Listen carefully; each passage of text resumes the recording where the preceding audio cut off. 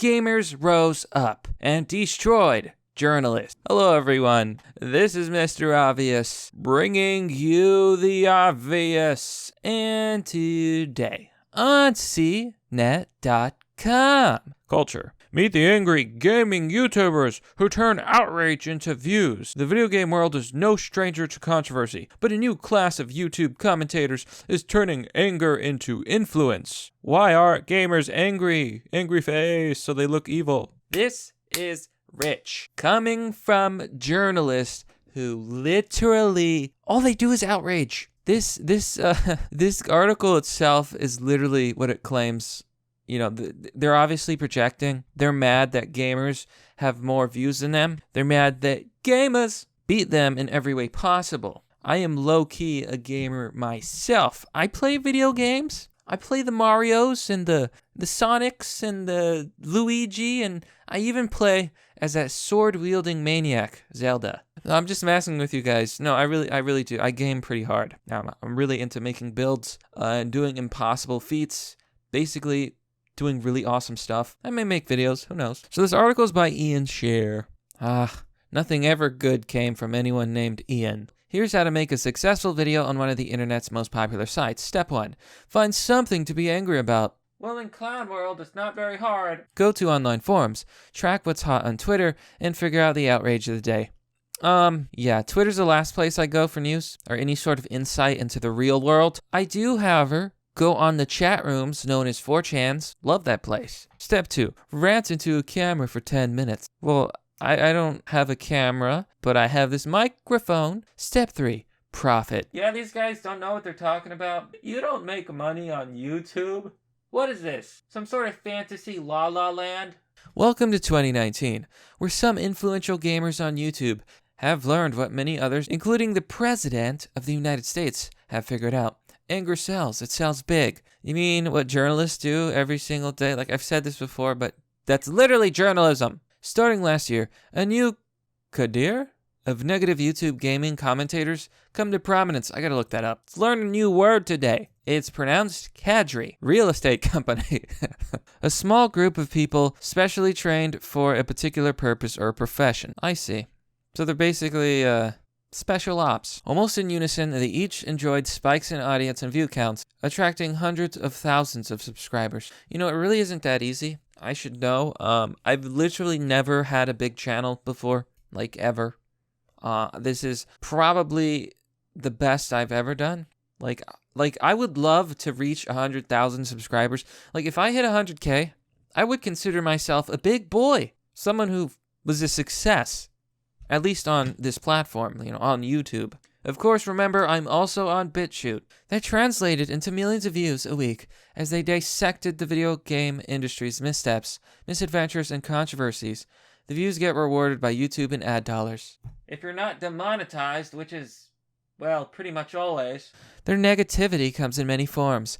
Some YouTubers produce a stream of video criticizing every imaginable fault a game could have. Visual bug, awkward controls, stupid storylines. Others obsess over game developers' attempt to fix glitches. You know what's so great about the establishment? They're painting these game companies like they're somehow in the right. No, they're just innocent. They're just trying to fix bugs. No mention of EA, no mention of the loot boxes, no mention of the bad policies, you know. I honestly can't stand Western developers these days. Most of the games I enjoy are Japanese. Occasionally, you get something good from the indie scene. But, yeah. God, it sucks. Very few good games these days. There are commentators who rail against efforts to upsell players, and then typically shell out $60 for a game. These microtransactions, as they're known, can include different character designs, new looks for weapons, and additional stories, and are a source of constant irritation for vocal commentators, who see them as a rip-off.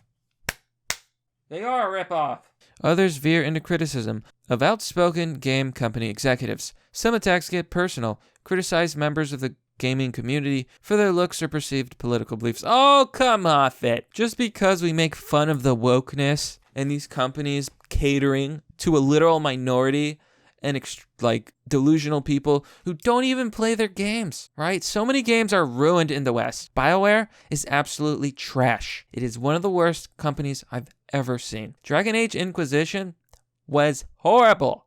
The gameplay was cool. I'm not complaining about the gameplay, but seriously? Oh my God, man. It was full of wokeness. Everyone was lesbian. One of the things that pissed me off the most is straight people get like the fewest amount of choices. So you either have one chick who's a cutie patootie knight, or this other chick who's like a princess complex girl. If you go after the princess, you don't get to smash. No intercourse allowed. The entire game. All right? So it's pure cuckery. And then you have the cutie patootie knight. And right after you do it, I literally spent the whole game thinking she was like, had never dated, had never had a BF. And I was like, oh, that's really cute. She's 30 and she's still like never had a romance. And then literally after you do the do, she talks about her ex. You are cucked by a ghost. And with that, you can really tell that all of the writers were not straight because they have no idea what men like and don't like. Like, I don't want to hear about your ex after we do the do. You know what I mean? Jesus. That game was trash. The Electronic Entertainment Expo, known as E3, will likely prompt all of the above when it kicks off in Los Angeles next week, probably because the games are gonna suck. It might be a good idea to take criticism from your customers instead of pissing them off all the time. There's no single formula, and the YouTubers have taken different tacks, such as high production videos with formal scripts or off-the-cuff rambling. Hey, that's me! But all rely on the same strategy, getting the audience angry. No. It's not about making people angry. It's about you make the video because you're angry at some ridiculous clown world stuff that happened, okay? There's a reason I have a variety in my videos. I talk about stuff that I think is interesting or important or just funny. It's not about, I mean, the most you could say is we're trying to entertain, because I'm trying to entertain. I don't know if I do a good job, but I'm trying. Some including Tyler Denny, who runs Clean Print Gaming Channel, which has more than 600,000 subscribers, create slickly edited video essays, dissecting news, reports, and rumors of corporate screw-ups that lead to a game's disappointing release. Some of the most popular videos are titled, Game Name, Didn't Just Die, It Was Murdered. What's the problem here? Like, can you smell the jealousy? Legacy Killer HD, who lists his name as Michael. Oh, that's funny. Legacy Killer HD. Yeah. Hi, my name is Michael. On Twitter, and like Denny didn't comment for the story, post videos to more than 510,000 subscribers and included thumbnails written in all caps. Gamers are angry, damage control, the huge problems, the huge lies detected. Click on the videos YouTube recommends. More like them bearing the titles such as The Year, Activision and Blizzard got blah, blah, blah.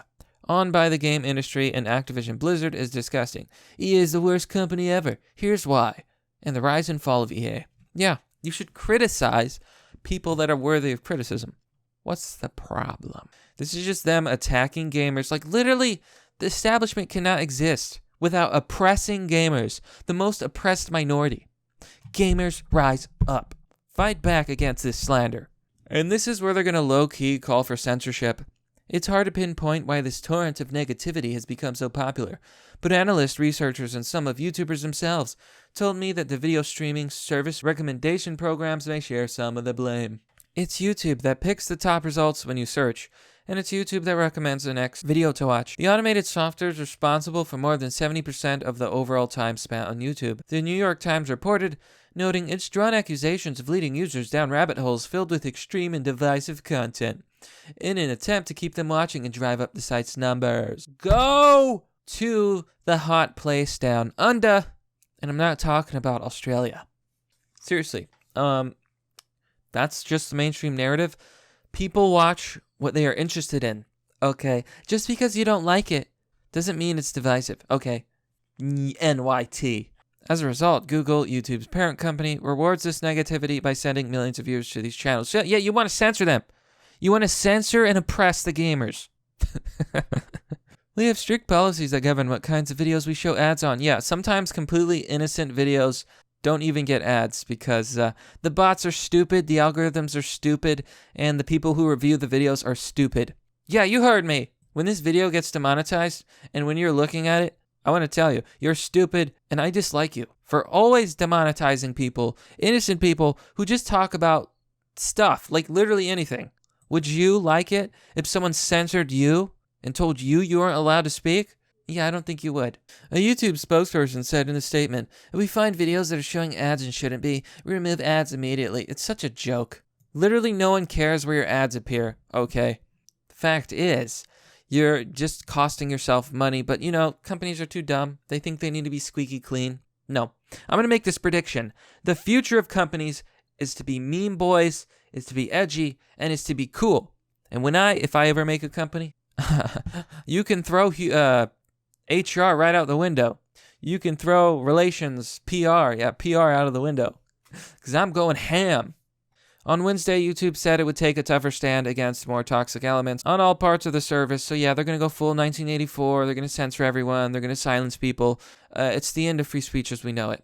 Everyone on YouTube will be subject to new hate speech policies, whether it be in videos they post or in other actions like comments. So you're going to be censored for comments. You're going to be censored for stories. Isn't that so wonderful? Isn't it so wonderful? Over the past 6 months, I've watched hundreds of these videos, seeing ads from car makers like Volvo and Honda. Okay, so you're watching all the videos. You ever stop to think that maybe you're the problem? You chose to watch those videos. This is such cuck logic. Oh, and I watched all these videos. It's YouTube's fault. They should fix it. Take responsibility. Grow a pair. Blah, blah, blah. Blah, blah, blah. It just goes on to talk about all these gamers and all this other stuff. Making an angry YouTuber. Chris, I'm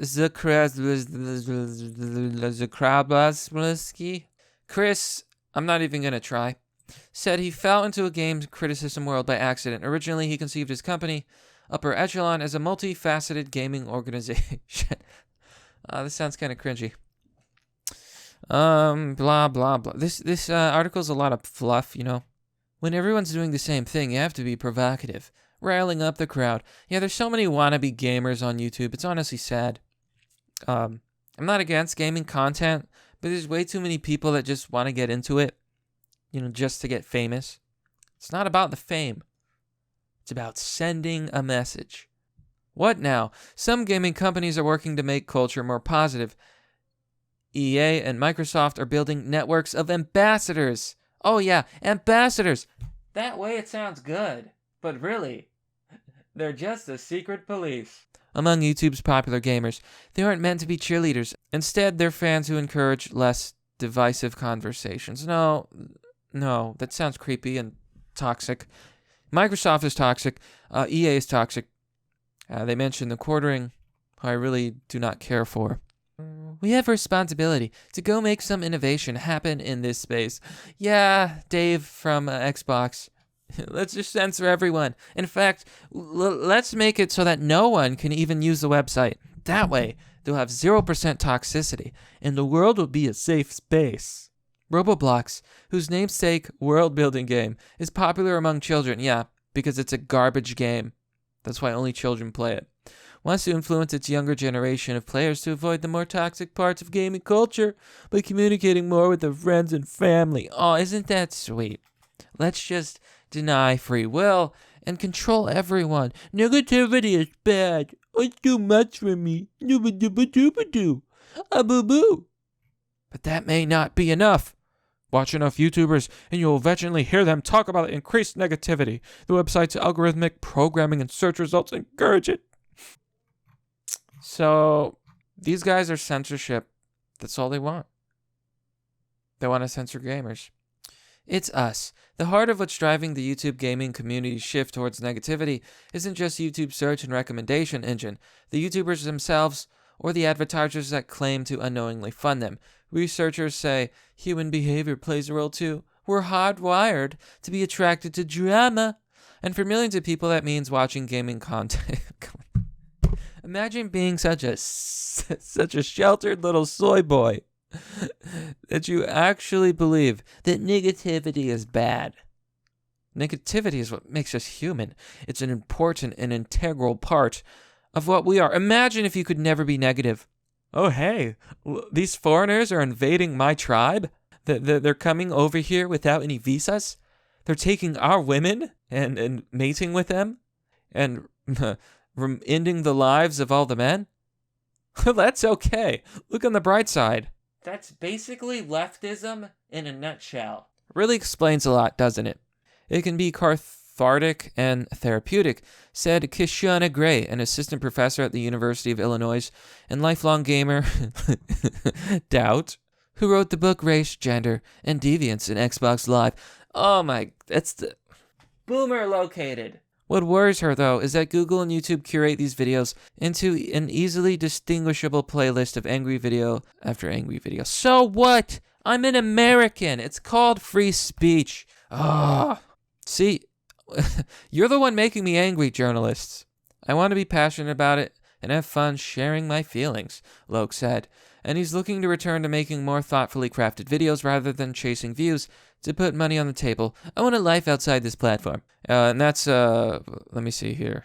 Lock of downward thrust. Okay, so lock of downward thrust. He's no longer making YouTube videos full time. Honestly, I really do not like YouTubers who are huge and they have a bunch of views and they're like guaranteed 1 million views and they only make like one video a month. I understand that editing can take time, but a lot of these famous YouTubers don't even put any effort or they hire an editor. I do everything by myself.